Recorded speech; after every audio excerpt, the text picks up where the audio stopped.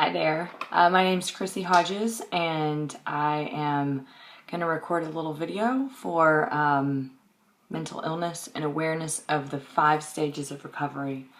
Not sure where I was going to go with this. I definitely wanted to talk to people who have been through the diagnosis and treatment and live successfully with mental illness based on these 5 stages. I work a lot in the stages as a peer specialist.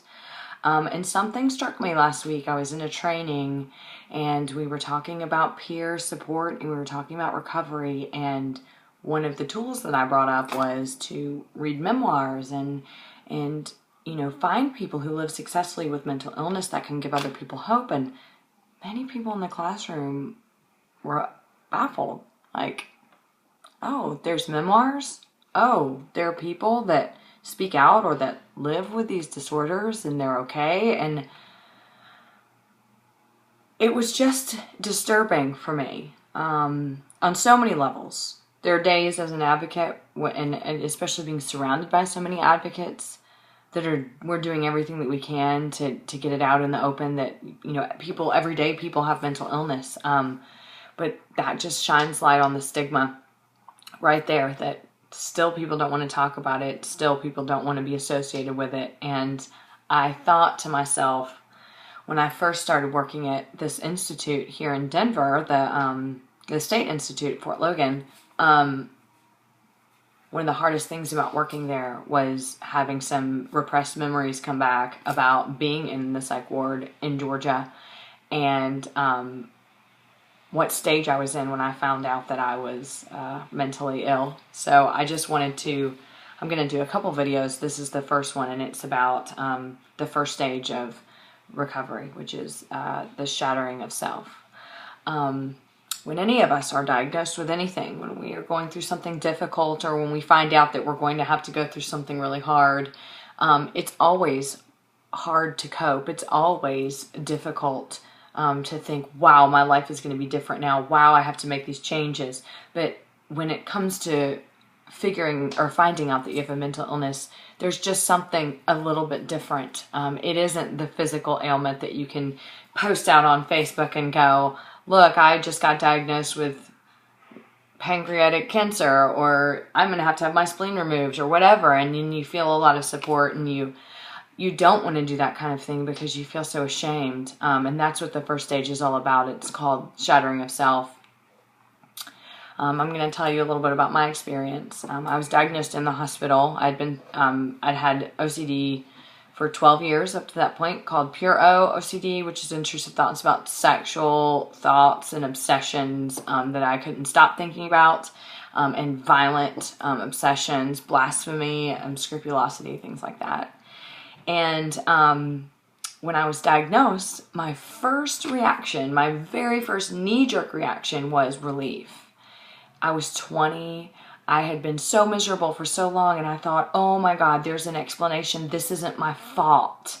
That was number one. It wasn't my fault, because for so many years I had blamed myself for these horrible things that were going on in my mind and how I couldn't stop them. I must be a bad person. And so I had that moment of relief, almost, oh my God, I can breathe, that, life could be different. And then it was almost like the curtain came down on me. And that was, I'm in a psychiatric ward. I just attempted suicide. I am now mentally ill. How am I going to tell my friends? How am I going to tell my family? What is my life going to be like? And in the blog that I'm going to post with this, one of the things I wrote is that I would walk down the halls at night, just looking at the hallways, thinking this is going to be my home. Like, and the many breakdowns that I have, or the suicide attempts or whatever, like I wasn't educated enough about my illness or about mental illness, but I wasn't stupid enough to know that it is a lifelong thing, and I had been suffering for 12 years. What did shattering of myself? I wrote down a few questions here. What did the shattering of myself mean? It's almost figurative, or almost in a figuratively, it looks like someone had just taken an axe and just shattered me, and I broke down all the way to the ground. And at that point, it was, what do you do now? How do you build back up? I was completely alone. I was terrified and didn't feel like I was going to have any support. When I thought that when people found out, they wouldn't want anything to do with me, or that I would just be an outcast. So that's where the stigma came from.